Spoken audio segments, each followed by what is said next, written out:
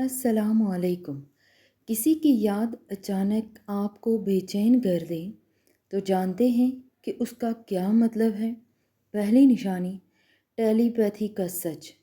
क्या आपको मालूम है कि जब अचानक आपका दिल किसी की याद में तड़पता है तो दरअसल वो शख्स आपको अपने ख़यालात में कैद कर रहा होता है।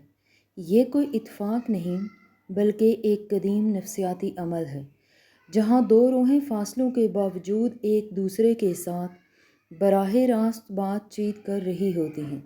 अगर आप भी इस बेचैनी का शिकार हैं तो समझ जाएं कि आपका लाशऊर उसकी खामोश चीखों को सुन रहा है जो आप तक पहुंच रही हैं।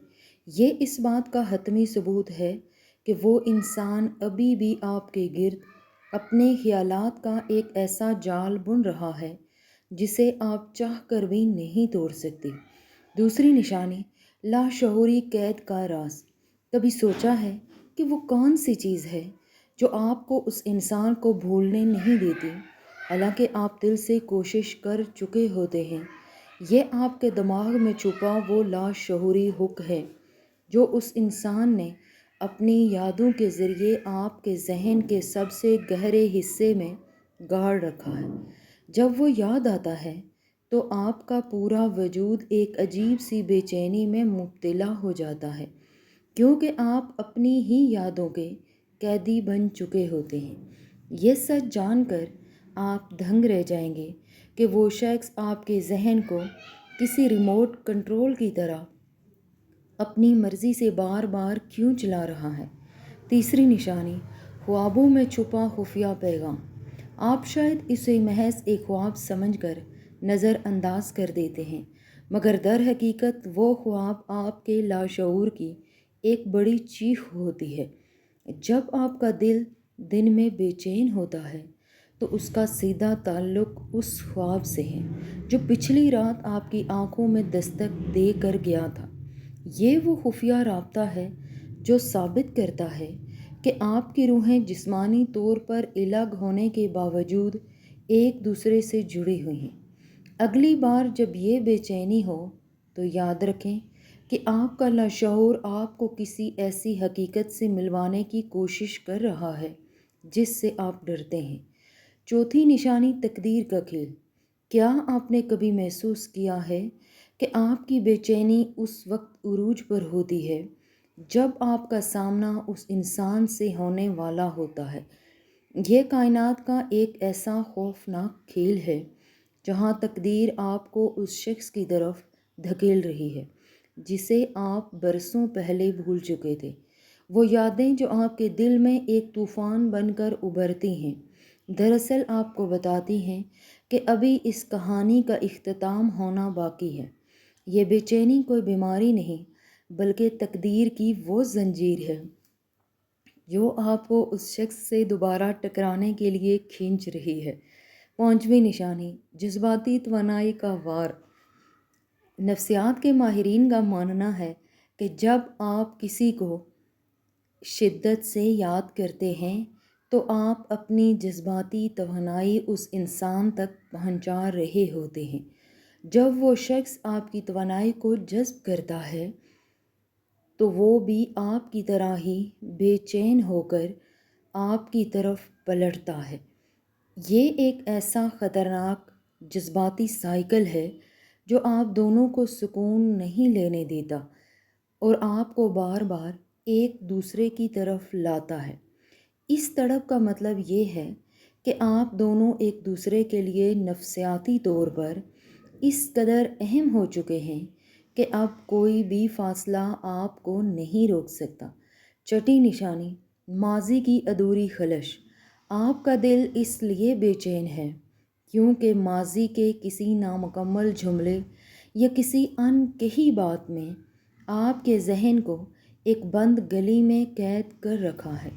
जब भी आप अकेले होते हैं वो अधूरी कहानी आपके सामने किसी फिल्म की तरह चलने लगती है और आपका सुकून बर्बाद कर देती है। ये खलश दरअसल आपके अंदर की वो पुकार है जो उस इंसान से जवाब मांग रही है, मगर आपका गुरूर इस बात को तस्लीम नहीं करता। یہ بے چینی اس بات کا اشارہ ہے کہ آپ کا ماضی اب بھی آپ کے حال کا گلا گھونٹ رہا ہے اور اسے کسی حل کی ضرورت ہے۔ ساتویں نشانی، روحانی رابطے کا سگنل۔ کبھی آپ کو محسوس ہوا ہے کہ کسی کی یاد آتے ہی آپ کا فون بج اٹھتا ہے یا کسی ذریعے سے اس کا ذکر سامنے آ جاتا ہے؟